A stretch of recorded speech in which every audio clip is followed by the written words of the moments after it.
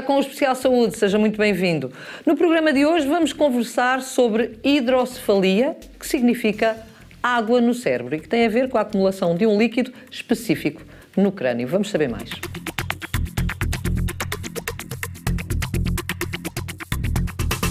Hidrocefalia vem do grego e significa água na cabeça. Esta água, na realidade, é designada como LCR, ou líquido cefalorraquidiano, que é constantemente produzido nas cavidades do interior do nosso cérebro. O cérebro humano e a medula espinal representam o sistema nervoso central que tem circulação sanguínea e é envolvido pelo tal líquido designado por LCR, que passa de ventrículo em ventrículo no cérebro e que protege o mesmo. A hidrocefalia pode resultar tanto do excesso de produção desse líquido ou quando a circulação é impedida e por isso acumula-se aumentando uma pressão dentro do cérebro. Esta doença tem dois tipos e pode ser detectada antes do nascimento, embora por vezes não seja possível identificar a sua causa. Os sintomas são vários e podem influenciar o estado físico, como alterações no tamanho da cabeça, vômitos e sonolência. Hoje em dia, a maioria das hidrocefalias são tratáveis, tendo a medicina avançado nos últimos anos nesse sentido. A hidrocefalia é o tema do Especial Saúde de hoje. Trata-se de uma patologia que ocorre com mais frequência nas crianças, mas que pode também ocorrer em adultos e pessoas idosas. O convidado do Especial Saúde é neurocirurgião, exerce a sua atividade profissional no Hospital de São João, no Porto, chama-se José Pereira e agradeço-lhe desde já a sua presença, doutor. É um prazer tê-lo aqui para falar de um tema que é aliciante. Eu, pelo menos, fiquei com muito interesse em saber mais quando recebi os indicadores que me deu relativamente à temática para o programa. E a primeira questão é esta que tem a ver com a água no cérebro. De facto, hidrocefalia, podemos de facto definir a doença como água no cérebro ou é um outro líquido que não água que está no cérebro e que aumenta de uma forma muito, muito grande, digamos? Os nossos termos são muito complicados e, portanto, há sempre algo mais a acrescentar. É verdade que é água, mas não é uma água como encontramos nas torneiras ou água cristalina das nascentes. É uma água que tem proteínas e metabolitos, nomeadamente íons próprios, numa concentração específica para proteger o cérebro. Portanto, termos água no cérebro é bom. Não é mau, é bom. É muito bom. Funciona como uma almofada de proteção, por exemplo, num acidente, num traumatismo, numa aceleração, basta. Isso para que o cérebro possa ser projetado contra as paredes duras que é o crânio e, portanto, ter água no cérebro é bom. É bom. E temos por fora e por dentro do cérebro. Por fora, em pequena quantidade, por dentro temos também almofadas de água que nos protegem desse tipo de traumatismo de aceleração do cérebro. E, portanto, isso é bom. Isso é bom. Agora, se não for em excesso. Ora bem, aqui chegamos. A hidrocefalia já tem a ver com esse excesso, não é? Como é que se processa todo esse fenómeno? É um termo que está associado à doença. Ter água a mais no cérebro pode não ser doença. Pode haver uma dilatação dos ventrículos com aumento do volume, normalmente o volume de líquor ou líquido cefalorraquidiano é de 8%, relativamente ao conteúdo total que está dentro do crânio, que inclui o cérebro, e inclui também o sangue que está dentro das veias e das artérias, e também o líquor que corresponde a 8%. Líquor. É um volume que, em termos percentuais, não é muito grande, mas que é vital, é muito importante. Se houverem em falta, pode haver, por exemplo, ruptura de pequenas veias e hematomas, portanto é perigoso. Se houver em excesso, dá dilatação dos ventrículos, nomeadamente, se for na periferia do cérebro, pode dar aquela situação que chamamos higromas. Uma coisa ou outra não é obrigatoriamente doença, mas se ganhar aumento de pressão, aí já é aumento líquido e aumento de pressão. Portanto, a hidrocefalia podemos definir como doença ou não? Como doença mesmo. Quando falamos em aumento líquido, pode ser só uma dilatação do ventrículo, isso não é doença. E não precisa de tratamento médico. Agora, quando é hidrocefalia, aí já estamos perante aumento da pressão mais e há complicado. sintomas. Nós ligamos muito a hidrocefalia a crianças. Porquê? Porque também aparece nos adultos porque e nos idosos. Não é? Porque é mais frequente e porque o tratamento nas crianças obriga a mais intervenção, a mais atitudes, tem consequências também sociais e económicas mais amplas do que tem no adulto. Nós temos e há imagens que são complicadas, não é? pelo menos, não sei cada vez menos, cada vez menos, felizmente, mas ainda temos imagens do antigamente que eram... que não foram tratados, em que se deixou evoluir, e a evolução de uma doença normalmente nunca dá bons resultados. Também na hidrocefalia é assim. Claro. Há hidrocefalia desde pequenino e há desde o útero. Já se pode fazer cirurgia à hidrocefalia quando diagnosticada em útero. O diagnóstico hoje em dia é quase perfeito. Mesmo in útero podemos fazer a ecografia. Já se faz em Portugal também? Em Portugal ainda não se faz cirurgia intrauterina para a hidrocefalia, porque a mortalidade está associada a 40% dos doentes. Portanto, é uma mortalidade muito elevada. Muito elevada, o que fazemos é aconselhamento genético, no sentido genético, neste caso congénito, aconselhamento aos pais para decidirem, porque hoje em dia os pais têm a opção de fazer a interrupção voluntária da gravidez, e é um motivo, desde que haja uma doença. Como sabe, é um motivo independentemente da idade. E podemos também fazer a antecipação do parto para criar condições para uma cirurgia mais precoce. Estamos em Portugal a cumprir as regras, temos à nossa disposição aquilo que é necessário para tratar bem estes doentes. E estou a falar agora, sei que a sua área é muito pediátrica, está muito ligada à área pediátrica. Temos condições para isso, doutor? Temos. É conhecido, é sabido que nós temos índices de mortalidade e de morbilidade infantil muito bons, europeus, de elevado nível, e também no tratamento neurocirúrgico.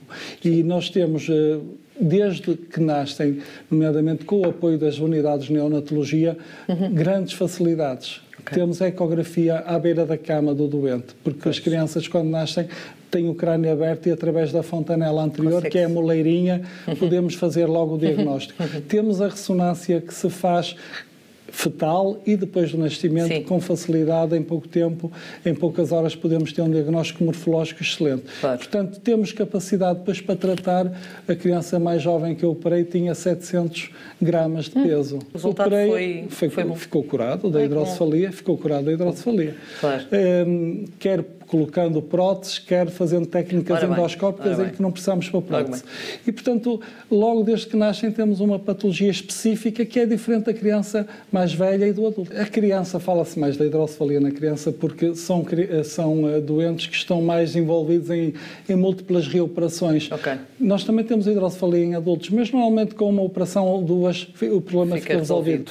Com a criança não é assim, e principalmente quando falamos em doentes que dependem de uma prótese, chamada válvula ventriculoperitoneal, que é mais frequentemente utilizada.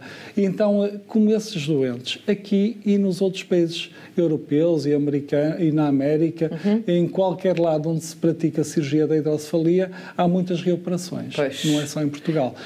Cada vez temos mais condições para, no mesmo tempo cirúrgico, resolver definitivamente a situação, mas é verdade que nas crianças os estigmas sociais, as reoperações, os reinternamentos são muito mais amplos do que são nos adultos. E por isso se fala mais na hidrocefalia na criança. Habitualmente é. E diga-me uma coisa, esta patologia, portanto, estamos a ver que é uma patologia que tem cura. Tem cura. Em todos os casos, o que é que pode ficar por tratar como sequela?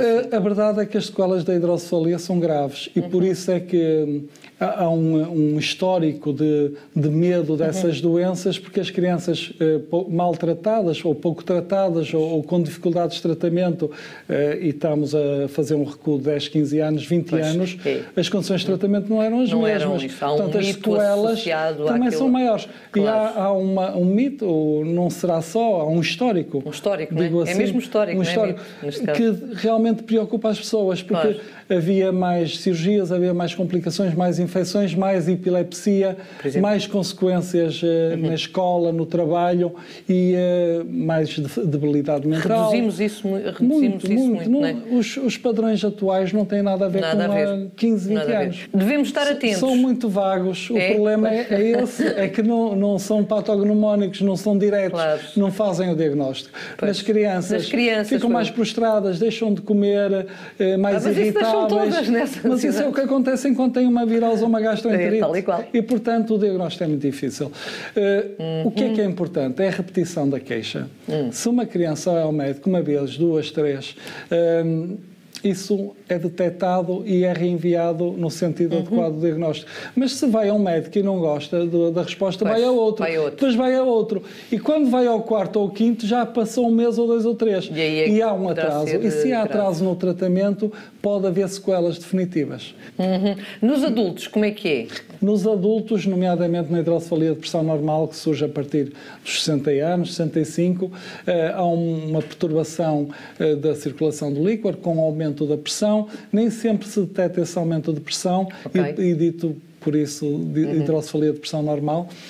Mas, na verdade, isso também não é tão linear, porque depois de regularmos a pressão, esses doentes também ficam bem. Mas se o doente vai ao médico e se queixa de dor de cabeça, que já perdeu um bocadinho de memória, que às vezes perde e tem incontinência... mas isso é da idade, não se preocupe, isso é normal. Olha, a dor de cabeça às vezes até me dói. A mim. Não é? Alguns médicos dizem assim, porque nós também temos tendência a desvalorizar às vezes as queixas. Mas é a persistência da queixa, novamente. Eu tenho um caso que conto, agora recuando um bocadinho para a faixa etária mais jovem, de uma criança que operei após um acidente, um traumatismo cranoencefálico. Fez um TAC, tinha uma hemorragia, mas tinha uma hidrocefalia. Eu disse à mãe, olha, vou ter que operar a sua miúda. Então ofendeu tanto o crânio e o cérebro. Não tem nada a ver com isso. O problema dela, ela tem uma doença. Não pode ser, doutora, minha filha. Ela é só tem bom na escola, é sempre boa aluna, uma criança dócil, adorável. Mas olha que ela tem que ser tratada. Eu lá convenci. Por bem, operei, fiz, nesse caso foi uma neuroendoscopia, portanto, consiste em fazermos uma derivação do líquor que, em vez de ir pelo sítio da obstrução, passa aí por outro lado e é depois reabsorvido. É o que se chama a cirurgia endoscópica. E que ficou curada. Ficou com o problema da hipertensão intraventricular curada. A mãe, só passado 2 meses, é que disse, doutor, esta filha agora, sim, é a minha filha. Porque ela, de vez em quando, tropeçava nos tapetes, às vezes ficava um bocado parada, só passado 2 meses é que me disse que a filha estava diferente. Os pediatras e os clínicos gerais estão preparados para isto? Acho que não, infelizmente. Não é? Embora nós, também, se calhar a culpa é nossa, neurocirurgiões, nós participamos em ações de formação, temos jovens médicos, estagiários de pediatria, connosco, acho que as coisas melhoram, mas, por exemplo, de clínica geral, não é normal um clínico geral frequentar um hospital ou um serviço de neurocirurgia, muito menos. E, portanto, acho que se perde muita formação, que entra mais depressa, é mais facilmente apreensível nesses meios do que em formações e em cursos. E acho que essa perceber o que é que acontece ao meu doente, o que é que eu faço a este doente, só mesmo convivendo com os casos no dia-a-dia. Os doentes velhos, regra geral, vão referenciados à neurocirurgia por quem? Neste caso? Muito pelos neurologistas. Os neurologistas, sim, trabalham muito perto e, portanto, enviam-nos doentes. Os colegas de outras especialidade menos, porque, de facto, a medicina, a pediatria não está tão se calhar orientam para os neurologistas, quando não orientam para a neurocirurgia. Para a neurocirurgia. Mas não estão tão habilitados a enviar-nos os doentes diretamente. Há dados, doutor, sobre a prevalência desta doença em Portugal, comparativamente com o resto do mundo, por exemplo? Isso leva-nos para o campo da etiopatogenia. Nós temos até 2 por mil de nados vivos com hidrocefalia. E, portanto, se o diagnóstico for feito atempadamente e for tratado, essa criança tem um percurso normal. Um percurso completamente normal. Completamente normal. Quando falamos em hidrocefalia, vamos abandonar aquele conceito que os doentes ficam com debilidade mental e coitadinhos. Não, podem ter uma vida normal, tiram a sua carta, têm o seu emprego, trabalham, podem ter uma vida perfeitamente normal. Superior, volto a dizer, podem desenvolver um intelecto normal. Claro. Volto a levantar a questão. De facto, é importante o tratamento ser precoce. Porque depois, se temos outras doenças associadas a provocar a hidrocefalia, temos de tratar as outras doenças. Quais são as doenças que habitualmente também podem estar associadas e podem ser aqui motivos de evolução da própria hidrocefalia? Desde o neonato, desde o bebê no útero até à vida, até ao fim da nossa vida, podem ocorrer várias infecções. do sistema nervoso central, naturalmente. Claro. Hemorragias, por uma malformação vascular, patologia congénita, porque há um tumor, porque há uma ruptura de um aneurisma, que é uma patologia degenerativa das artérias, se há uma causa que leva à má circulação do líquor ou à sua não reabsorção, há hidrocefalia. O líquido acumula-se e, ao acumular, aumenta a pressão intracraniana. Esses doentes têm que ser tratados à doença principal, mas também têm que ser tratados à hidrocefalia. Falou-me aí do envolvimento dos psicólogos juntamente com os neurocirurgiões. E os pais? Como é que os pais reagem a uma situação destas, doutor? Não precisarão também de apoio psicológico aqui, neste caso? Sim, aí é outra questão. Eles precisam não para diagnóstico, mas para apoio. Nós temos, no Hospital São João, temos um bom apoio de psicologia. O psicólogo clínico está sempre presente. Trabalhamos muito com oncologia e em oncologia neurocirúrgica, a hidrocefalia ainda é mais frequente. Ainda é mais frequente. É muito frequente essa associação de tumor, aumento de líquido. E, portanto, temos uma equipa que está sempre disponível de psicólogos clínicos para essas crianças oncológicas, mas também para as outras. Associado ao traumatismo, associado à patologia congénita. Já me falou aqui, mas eu queria que explicasse melhor o que é isto, porque falou-me em cirurgia endoscópica. Isto é uma nova técnica, não é? Cirúrgica. Eu introduzi essa técnica em Portugal. Provavelmente não fui eu, nem tenho essa pretensão. A primeira pessoa a fazer uma cirurgia dessas. Se calhar foi. No país também não me deu ao cuidado de tirar isso ali. Porque acho que isso não é importante. Sim, preocupei-me em fazer uma formação forte, básica, antes de começar a operar os meus pacientes. Em 98, portanto... Começou em 98. Já são 16 anos. Já é muito tempo. Ainda agora publicámos um artigo sobre 156 casos operados por neuroendoscopia. 56? 156. 156. Desde então, com um recuo de 2 anos. Portanto, os 2 últimos anos não incluímos esses doentes para termos um follow-up mínimo de 2 anos. Sim. E, portanto, é uma patologia que nós fomos tratando desde essa altura com maior ou menor êxito, portanto, nem todos os casos são, como as pessoas gostam de ouvir, de todo o êxito, não é? Mas temos os resultados dentro daqueles que estão publicados na literatura e há casos formidáveis. Eu estou a pensar agora na pequenina que operei com mais jovem, que tinha 7 dias de vida, que tinha uma estenose do aqueduto, que é uma obstrução num dos pontos do cérebro que impede que o líquido circule e, portanto, acumula-se na sua formação. E essa miúda agora tem 14 anos, essa menina agora tem com um intelecto perfeitamente normal. Ainda vai visitá-lo. Só operei uma vez, operei com 7 dias, fiz um buraquinho onde tinha que fazer para o líquido circular e essa hidrocefalia, podemos dizer que quase que não existiu. Doutor, queria que já falou aqui de diversos casos de sucesso na sua prática clínica, digamos assim. Houve algum que tivesse sido complicado e que tivesse marcado para sempre?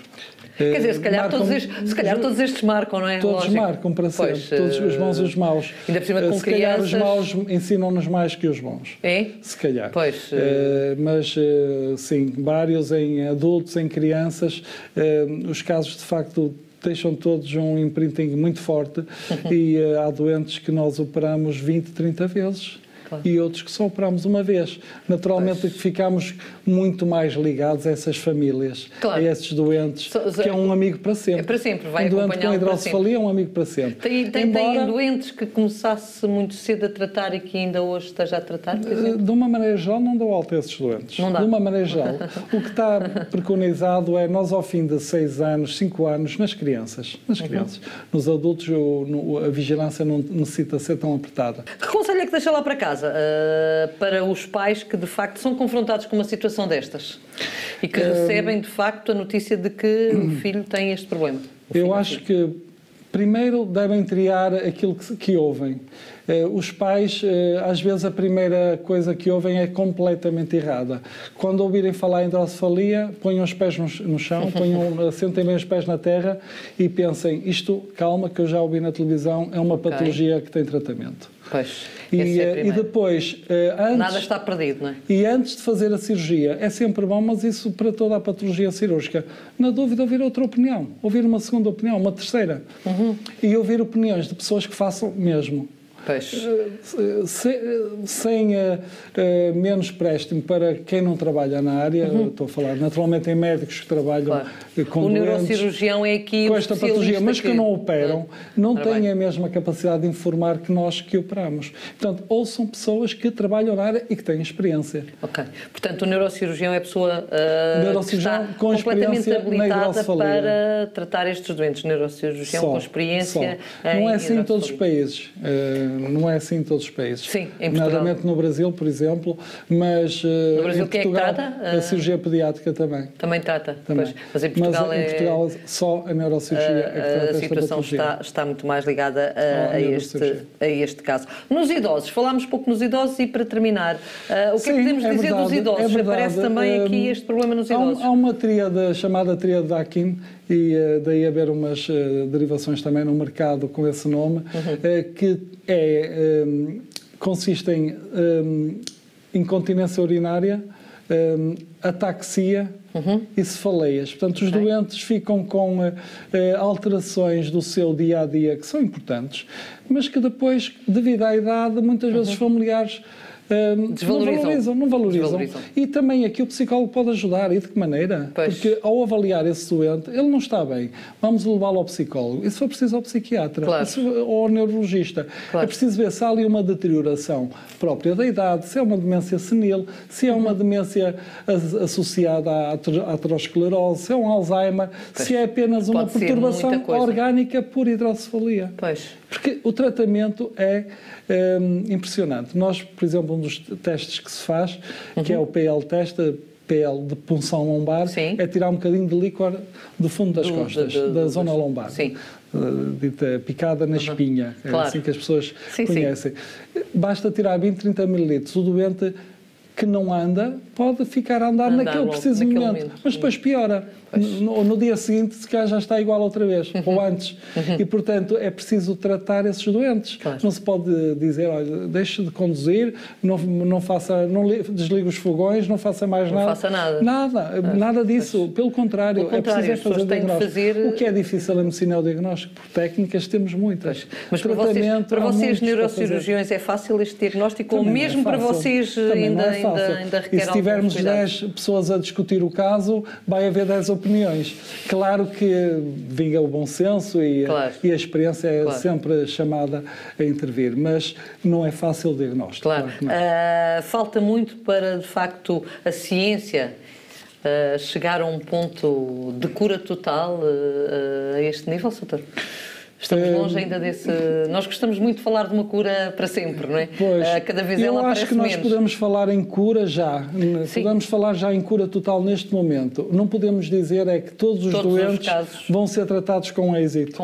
De um modo imediato e na primeira cirurgia. Em termos do tratamento da hidrocefalia, e a cura é muito possível, em alguns casos em 90%, o que é, de facto, índices fantásticos, não é? Que não é o menos importante, a neuroendoscopia, porque permite tratar sem pôr prótese e o doente fica ao natural, fica como ele é, mas sem a doença. Os doentes com prótese, devido à evolução também tecnológica, temos próteses muito mais bem aceitas, são em silicone, perfeitamente são implantadas sem dar alergias, sem dar complicações ou rejeições à partida. São próteses que duram uma vida, que não precisamos de estar a rever, a menos que haja uma obstrução, uma ruptura, uma infecção, isso que nunca sabemos quando vai acontecer. Soutor, muito obrigada pela sua presença. Eu acho que falámos de tudo aquilo que havia para dizer sobre este tema, embora, se calhar, em termos mais específicos, houvesse aqui também muitas coisas que poderíamos avançar ainda mais. E era muito maçador lá para quem está em casa. Pelo menos fica aqui um alerta para os pais para estarem atentos a sinais. Aqueles sinais que às tantas são muito semelhantes a sinais normais, mas que podem dar uma indicação se eles se repetirem. Essa é a mensagem que queria deixar, se me permite. Não podemos viver com o coração nas mãos. Não podemos estar a pensar, já está aqui uma hidrocefalia, uma doença qualquer. Mas temos que valorizar os sintomas. Sintoma que perdura obriga a uma consulta médica. De pediatria, de clínica geral. E o médico que ouve o doente e que ouve 2 vezes, 3 vezes, chega a uma conclusão. Não é só o doente que está... Pois. Não é só o doente que está Claro. aqui para me incomodar. Não, tem que haver claro, qualquer coisa, porque ele está aqui, não está a ver a Sport TV, passo a publicidade, ou não está a fazer jogging. Claro, Ele está aqui claro. porque se sente mal. Porque se sente e mal. é essa procura de ajuda que deve fazer pensar o profissional alto. Vamos fazer o quê? Um TAC, uma ressonância, não falámos de exames subsidiários, mas hoje em dia temos tantos exames de fácil execução e imediata que dão uma resposta. Muito obrigada, Soutor, mais uma vez pela sua presença. Prometo que regresso para a semana em muito boa companhia. Até lá.